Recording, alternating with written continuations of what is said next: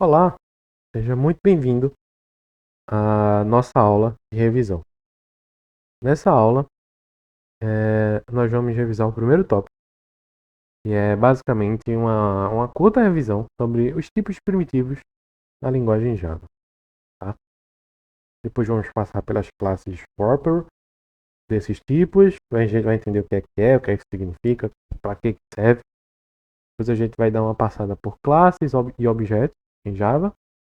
Depois a gente vai dar uma olhadinha em generic e depois, por fim, vamos dar uma olhada em recursividade. O que é recursividade? Entender o que é um caso base do algoritmo recursivo e, enfim.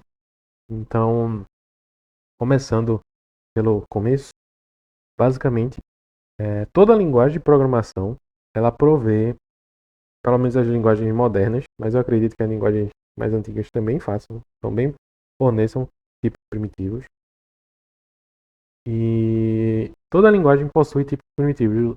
E, essencialmente, qual é a explicação mais simples que eu possa lhe dar do que é um tipo primitivo? Um tipo primitivo, como seu próprio nome diz, ele é uma variável que ela salva o seu valor e provê mecanismo para obter esse valor sem nenhuma daquelas complicações de endereço de memória.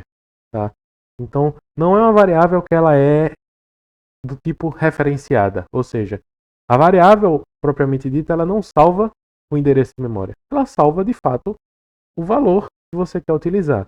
Então você, usando essas variáveis, você não precisa se preocupar em manipular os ponteiros, fazer todo aquele endereçamento de memória, porque de fato quando você faz uma atribuição a essa variável, você de fato está assignando esse valor para a variável. E quando você obter esse valor da variável numa expressão aritmética, numa expressão booleana, de fato o que está sendo retornado ali, o interpretador, o seu programa compilado, de fato ele está indo na memória, ele sabe, no final das contas, ainda existe um endereço de memória para essa variável, mas a questão é, toda essa lógica é abstraída, ou seja, ele vai lá diretamente no endereço de memória e retorna o valor para você, tá? Então, em Java, a gente possui basicamente alguns tipos que se separam em famílias, em categorias. A gente tem um tipo lógico, um tipo literal, tipo de inteiros, que armazenam valores inteiros, e, por fim, variáveis que armazenam valores reais, ou seja, valores em ponto flutuante. Tá? Então, começando para o Boolean, o que é importante a gente entender de um tipo de dado quando a gente está analisando, revisando, relembrando? Uma variável, normalmente, ela tem um tipo, ou seja, ela tem um tipo, ela representa um tipo de dado, e normalmente esse tipo de dado, o que é que ele está querendo dizer para o seu computador? O que é que ele está dizendo para o seu sistema operacional? Quando ele tá lá, quando o seu programa começa a ser executado, seu sistema operacional toma conta desse programa. Basicamente, o tipo de dado dessa sua variável, o tipo da variável, basicamente diz ao computador quanto de espaço de memória ele precisa alocar para que você possa usar sua variável e possa armazenar os valores, manipular os valores da forma como seu programa pretende. Então, o tipo Boolean basicamente salva um bit. É a menor unidade da informação, ao menos na perspectiva dos computadores clássicos. Tá? Existem computadores quânticos, mas a gente é um futuro de certa forma distante para nós meros mortais. Então, a maioria dos computadores que utilizamos, a maioria das linguagens que utilizamos, ainda é voltada para o conceito do computador clássico. Tá? Então, a maneira como armazenamos continua sendo em bits, tá? Espaços onde a gente tem valor 0 ou 1. Tá? O Boolean é o menor deles, ou seja, a gente basicamente salva um valor 1 ou 0, mas mais especificamente na linguagem Java, a gente basicamente salva o valor true ou false. Tá? Então, a gente também tem um outro tipo de dado, que é o tipo caractere. Basicamente, ele salva um byte. Diferentemente do Boolean, ele salva um byte, ou seja, um byte equivale a 8 bits. Tá? Então, muita atenção nisso. Então, basicamente, o caractere, ele salva um caractere. Ou seja, vai existir uma lista de caracteres suportados e você vai poder salvar um único caractere. A string, ela não entra como tipo primitivo, porque já eu quero que você tenha esse entendimento que a string, de certa forma, entre muitas aspas nisso, ela é basicamente um array de caracteres, ou seja, é um encadeamento de vários caracteres, ou seja, a gente vai ter várias posições na memória, várias posições de um byte na memória, e a string meio que vai fazer a ligação entre todos esses endereços de memória, ou seja, vai juntar cada um desses bloquinhos de caracteres e vai formar texto, sequências de caracteres, sequências de texto, tá? Então, já um bom ponto, um ponto bem interessante, é que se você, digamos que você tenha o seu programa de computador e durante a execução do seu programa você queira salvar uma flag, ou seja, uma flag normalmente é uma variável booleana, ou seja, ela salva o valor 0 ou 1, true ou false. Tá? Digamos que durante o design da sua aplicação, do seu programa, do seu algoritmo, você use uma variável do tipo character, do tipo char, para salvar um caractere do tipo 0 ou 1. Imagine nesse caso. A sua aplicação ela vai funcionar, ela provavelmente vai atender o que você quer fazer, mas talvez você esteja desperdiçando memória. Ou seja, você está usando 8 vezes mais espaço na memória para salvar, para representar a informação que poderia ser utilizada basicamente usando uma flag do tipo boolean, uma variável do tipo boolean. Então, durante o design dos seus algoritmos, sempre tenha em mente isso. Realmente, e essa é a grande sacada e essa é a grande justificativa para a gente ter tantos tipos primitivos de variáveis nas nossas linguagens. Porque basicamente muitas pessoas criam uma variável do tipo long e usam ela para armazenar qualquer coisa, sendo que você está consumindo espaço em memória, muitas vezes, para salvar informação que poderia ser salva em outra variável, por exemplo. Tá? Para os tipos inteiros, basicamente todos esses tipos eles possuem uma representação positiva e negativa. Lembrando que nos computadores, na linguagem de programação e até na forma de armazenamento, a gente não armazena de fato um número negativo, um número com um sinal de menos. Não existe isso. O que existe é uma representação que a gente costuma chamar de complemento a 2. Ou seja, a gente vai ter alguns números que vão ser positivos e a gente vai sacrificar esses números para gerar uma nova interpretação sobre eles. Ou seja, um dado conjunto de números, embora sejam considerados positivos, sejam considerados inteiros, a gente vai interpretá-los como negativo. Basicamente, a gente dá um novo significado a eles. Então, normalmente, as pessoas quando começam a implementar esses algoritmos dizem que se tiver um 1 na frente, esse número ele é negativo. Por exemplo, durante a sua representação binária, eu quero dizer. Mas, bom, não é o foco desse curso, mas eu estou dizendo a você que realmente existe essa característica, porque em outras linguagens, como a linguagem C, a gente precisa dizer que a variável ela vai representar um número positivo ou negativo. Mas no nosso caso, essas variáveis elas armazenam valores positivos e negativos, tá? E basicamente eu abri aqui a calculadora para mostrar a você basicamente uma curiosidade, tá? A gente tem um tipo byte que curiosamente usa 1 byte de memória, ou seja, ele usa 2 bits, ou melhor, ele usa 8 bits.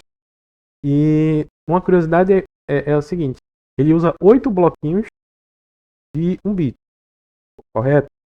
Então, existem 2 elevado 8 possibilidades de representação de números com esse tamanho de memória. Então, com essa variável do tipo byte, a gente basicamente consegue representar 256 possibilidades distintas, ou seja, 256 números diferentes, tá? Então, A gente vai ver isso quando tiver no código. Eu vou mostrar um pouco de código para vocês e justamente ele vai dizer que cada tipo de dado ele vai ter um limite, ou seja, você não vai poder armazenar um número maior do que o suportado, porque vai exigir que mais blocos de memória, mais bits sejam alocados para salvar essa variável, tá? Então, a gente vai dar uma olhada aqui no código e no nosso projeto a gente tem essa estrutura de pacote e eu criei basicamente uma classe. A gente não falou sobre classes ainda, mas eu criei uma classe pública e vai servir de exemplo para a gente lidar com tipos primitivos, tá? Então tá aqui. Lembrando que eu estou usando a versão 20 do nosso JDK, então estou aqui no meu terminal e eu posso dar um java -version e a gente está usando a versão do JDK 20.0.2. Então, se você notar alguma diferença em como criar classes ou algo do tipo, é basicamente é uma questão de versionamento, tá? Basicamente, a gente não vai ver muita diferença entre as versões, mas caso exista, pode ser essa a provável causa de eu escrever algum código aqui e na sua máquina você ter que escrever de uma forma diferente, tá? Basicamente, eu criei algumas variáveis. Uma do tipo boolean, que recebe um valor true ou um valor false. Ela não pode receber um valor zero, não faz parte de possíveis valores. Tanto é que ele pede para eu converter essa variável para o tipo int. É basicamente uma sugestão da nossa IDE. E basicamente é isso. Não tem muito o que fazer com o tipo booleano. Nós também temos o tipo caractere, que basicamente salva um caractere por vez e é representado por aspas simples, tá? Então, se eu quiser, por exemplo, salvar um outro caractere, ele diz que existem muitos caracteres para um caractere literal, ou seja, é basicamente um por vez. Não adianta forçar. E se a gente até quiser salvar como string, ele também vai identificar que você usou aspas duplas e vai dizer, olha, você está usando um tipo char, mas eu identifiquei que você está querendo atribuir um valor que cabe perfeitamente no string, tá? Então, basicamente, sobre caracteres é isso, tá? Aqui entram os tipos inteiros e basicamente aqui eu já estou querendo mostrar a você que a gente pode fazer operações com todos esses tipos de dados. A gente pode fazer operações aritméticas, a gente pode fazer operações booleanas, avaliações lógicas, eu quero dizer. Então, por exemplo, você pode ter sua variável durante a execução do programa, você pode simplesmente somar os valores. Por exemplo, eu posso pegar esses valores e somar, tá? Aqui ele vai reclamar porque eu estou querendo somar um tipo inteiro com um tipo do tipo byte. Então, essa soma ela produz um valor inteiro, tá? Então ele vai pedir para você fazer o casting para o tipo short, tá? Mas isso provavelmente não vai dar certo, não vai dar o valor que eu espero, porque a minha soma ela pode dar um valor muito maior do que possa ser representado numa variável do tipo short, tá?